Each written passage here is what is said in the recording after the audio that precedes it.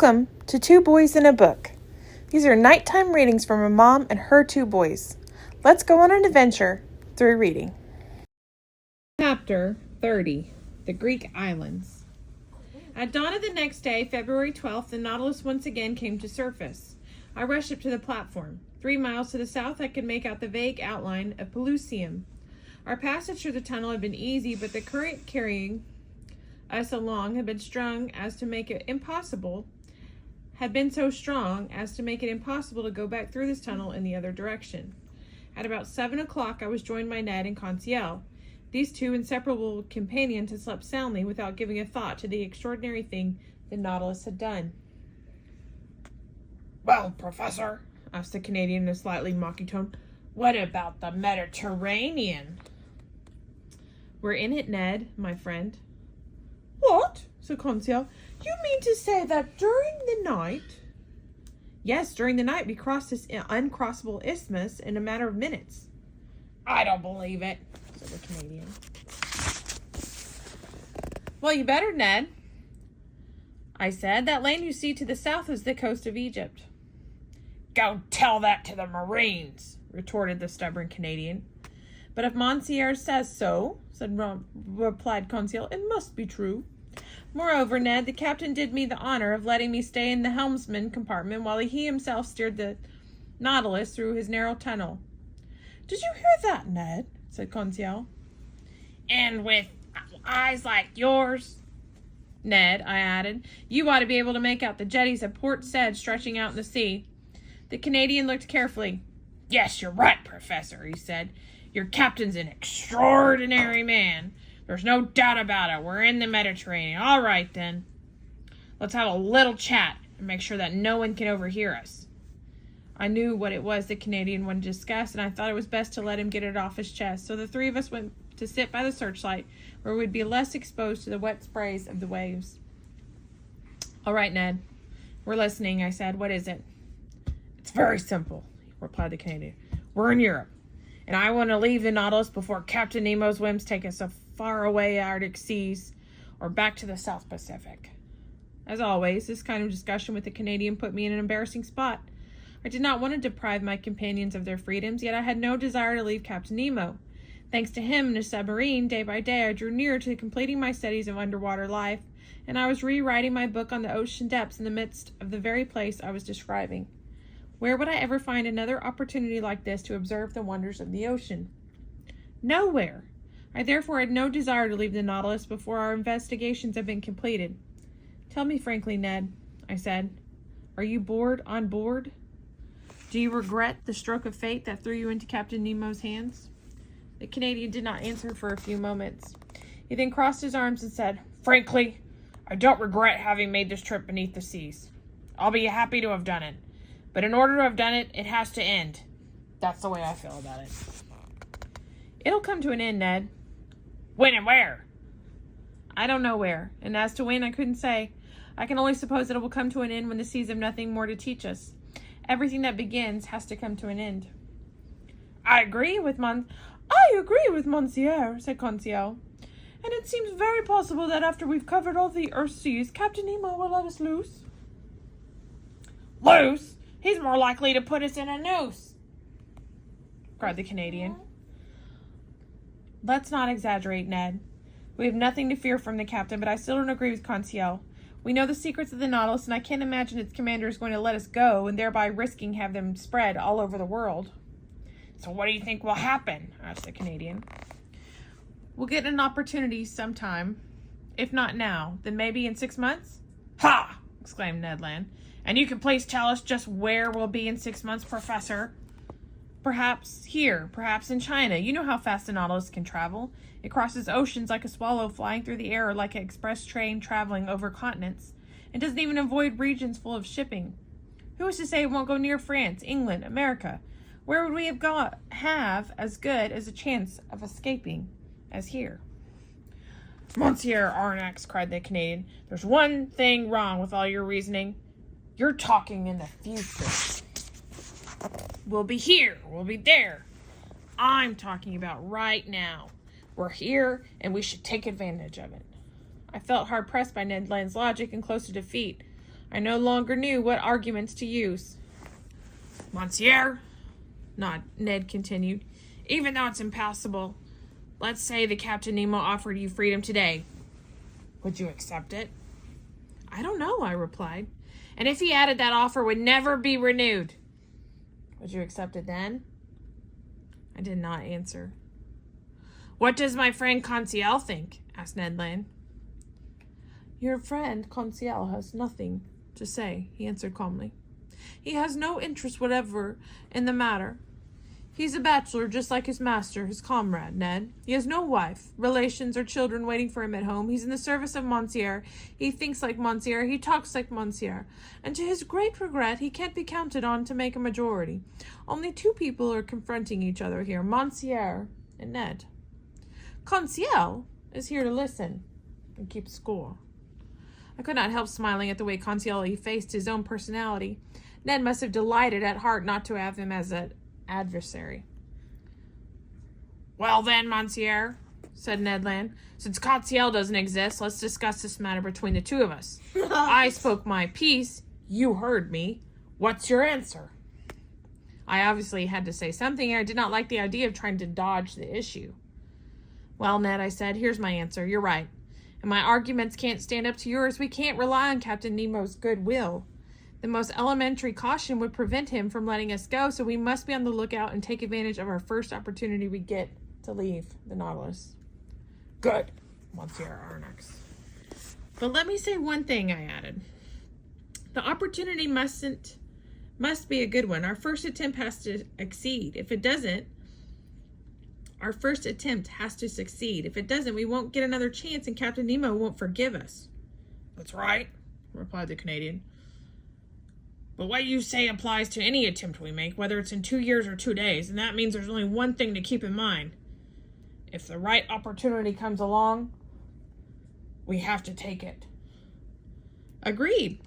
But just tell me, Ned, what you mean by the right opportunity.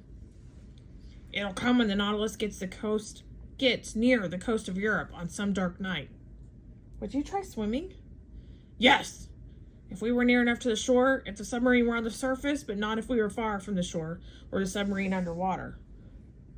What would you do in that case? I'd try to get a hold of the dinghy. I know how to sail it. We'd get inside, unfasten it, and rise to the surface. And since it's behind the helmsman compartment, he wouldn't even see us. All right, Ned, keep an eye for such a chance. And don't forget that we're lost if we don't succeed. I won't forget it, Monsieur. And now, Ned, do you want to know what I think about your plans? What, Monsieur Arnex? Well, I don't say that. I hope that this opportunity will never come up. Why not? Because Captain Nemo can't possibly believe that we've given up all hope of regaining our freedom and he'll be on his own guard. Especially when we're near the coast of Europe. I agree. I agree with Monsieur, said Conseil. We'll see, replied Ned Land, shaking his head with an air of determination. Now, Ned, I added, let's leave it there. Not another word about all this. The day you are ready to go, tell us and we'll follow you. I leave it completely up to you. Thus ended this conversation, which was to have serious consequences later on. But I must admit that at that moment, events seemed to confirm my predictions, to the Canadian's great disappointment. Was Captain Nemo afraid of what we might do in these waters, or did he merely want to stay out of sight of the many ships sailing the Mediterranean? I have no idea. But most of the time we cruised underwater and far from any shore. The Nautilus would either come up only far enough for the helmsman compartment to appear above the surface, or else it would dive to great depths. I only knew, for instance, that we were passing Carpathos Island, one of the Sporades, because of the line in Virgil that Captain Nemo quoted as he put his finger on the map. In the Carpathian Sea lives Proteus, dark prophet of Neptune. It had in fact been the dwelling place of Proteus, the shepherd of Neptune's flocks, and is situated between the Rhodes and Crete. I saw only its granite foundations through the glass panels of the lounge. On the next day, February 14th, I had resolved to spend several hours studying the fish of the Greek islands, but for some reason the panels remained completely closed. On checking the Nautilus's direction, I realized that it was heading for Candia, the ancient isle of Crete. When I boarded the Abraham Lincoln, this island had just risen up against its Turkish tyrants. But what had since happened to this insurrection I had absolutely no idea, and Captain Nemo, cut off as he was from all communication with dry land, was not the man who could inform me. I therefore did not even mention this, even when I found myself alone with him that night in the lounge. Moreover, he was silent and seemed preoccupied. Then, contrary to this usual custom, he ordered the panels to be opened and started pacing back and forth between them, carefully observing the surrounding sea. But why? I could not imagine, and contented myself with studying the fish that passed before my eyes. Among others, I noticed a certain species of goby mentioned by Aristotle. It is called a rockling, and that is particularly frequent in the salt water near the Nile Delta. Near them were swimming some semi-phosphorescent snappers, a spheroid fish which the Egyptian classed among the sacred animals, and whose arrival in the Nile announced arrival of the flood season and was greeted with religious ceremonies. I also noticed some foot-long chelinae, bony fish with transparent scales and pale coloration accentuated by red spots. They ate large quantities of marine plants, which gives them an excellent taste.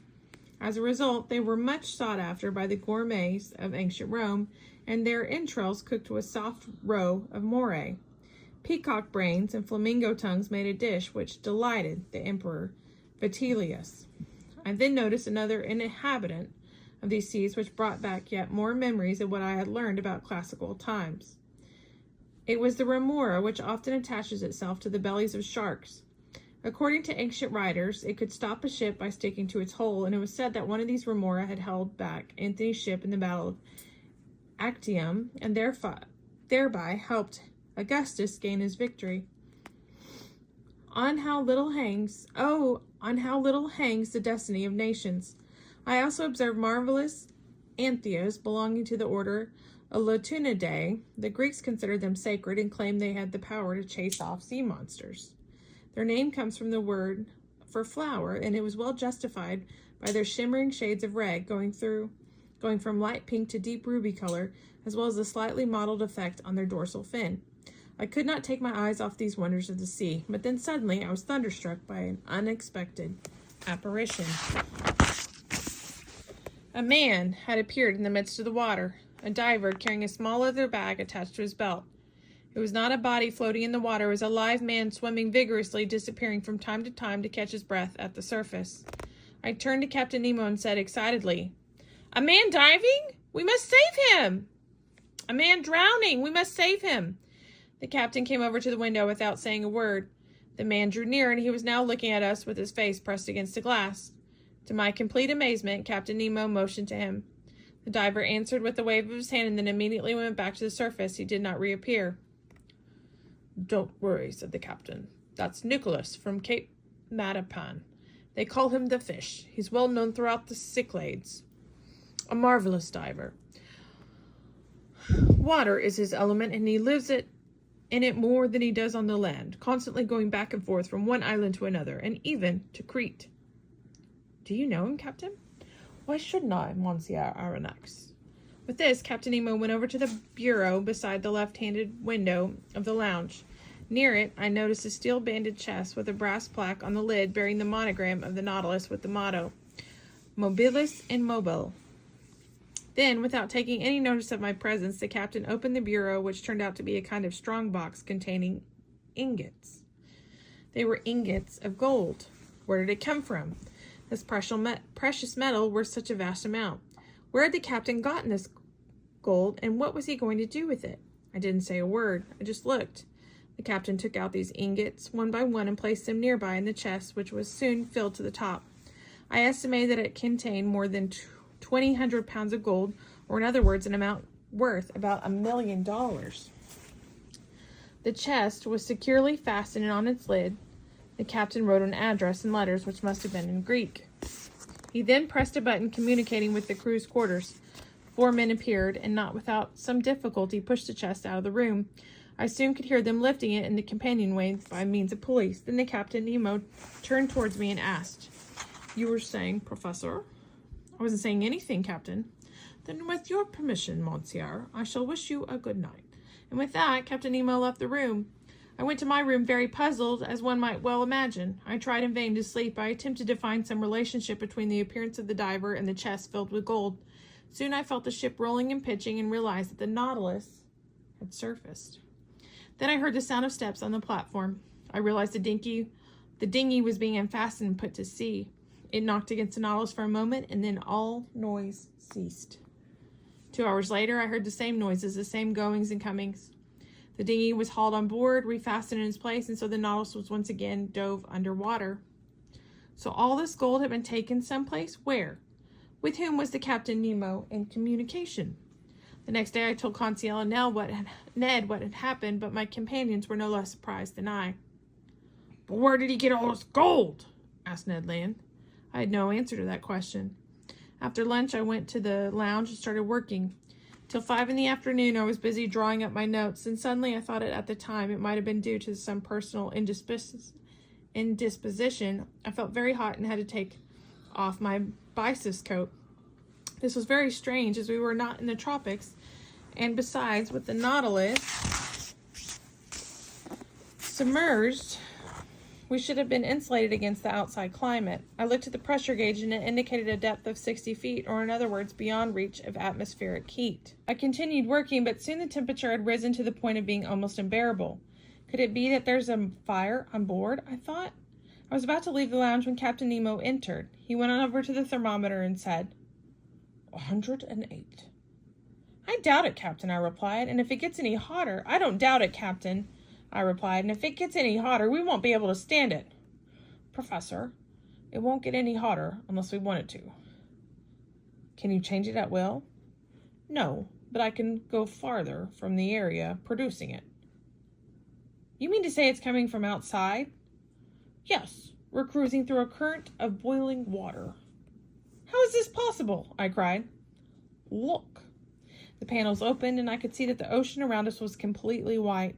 Steaming, sulfurous fumes were bubbling up through the sea, which was boiling like water in a pot. I touched one of the panes of glass, but it was so hot I immediately had to remove my hand. Where are we? I asked. Near Centauran Island, Professor, replied the captain.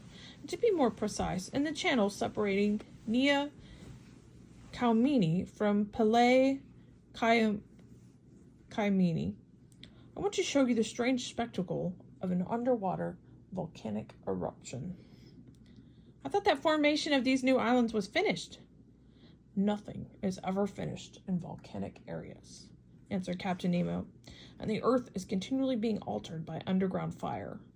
Already in the year 19 of our era, according to Cassiodorus and Pliny, a new island called Theia appeared in the same place as these more recently formed little islands. Later, it sank beneath the surface, only to reappear in the year 69 and then sink once more. From that period till now, the area was calm, but on February 3rd, 1866, a new island called George Island emerged in the midst of the sulfurous vapors near Nea Kaumeni, and then became joined to it on the 6th of that same month. 7 days later, on February 13th, the island of Afroessa appeared, leaving a 30-foot channel between it and Nea Kaumeni. I was in these waters when it happened, and I was able to observe all the various phases. Afroessa was a round island about 300 feet in diameter and 30 feet in height. It was composed of black vitreous lava mixed with a feldspar. Finally, on March 10th, a yet smaller island called Rekka appeared next to Nea Kaumeni, and then the three became fused together, forming one entire island. Are we in one of these channels now? I asked. This one, replied Captain Nemo, pointing to a chart of the area. As you can see, I've drawn in the new islands.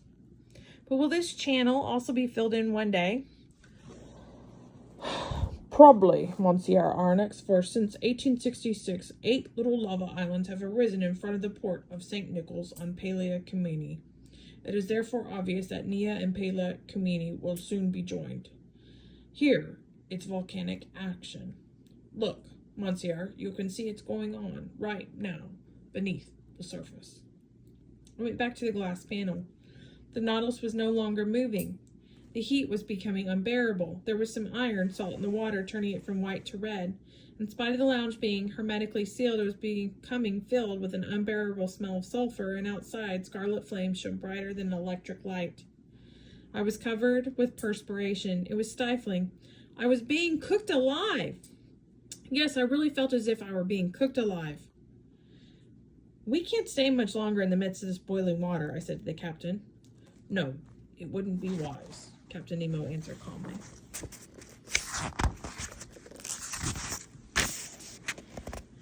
An order was given. The Nautilus veered off and drew away from this dangerous furnace. A quarter of an hour later, we were breathing freely on the surface. The thought came to me that if Ned Land had chosen to escape in these waters, we would not have come out of the sea of fire alive. On the next day, February 16th, we quit that basin, which between Rhodes and Alexandria goes down to the depths of 10,000 feet, and the Nautilus, cruising past Surigao Island and Cape Matapan, left the Greek islands. Thank you. Make sure you turn back in for Chapter 31. Have a good night.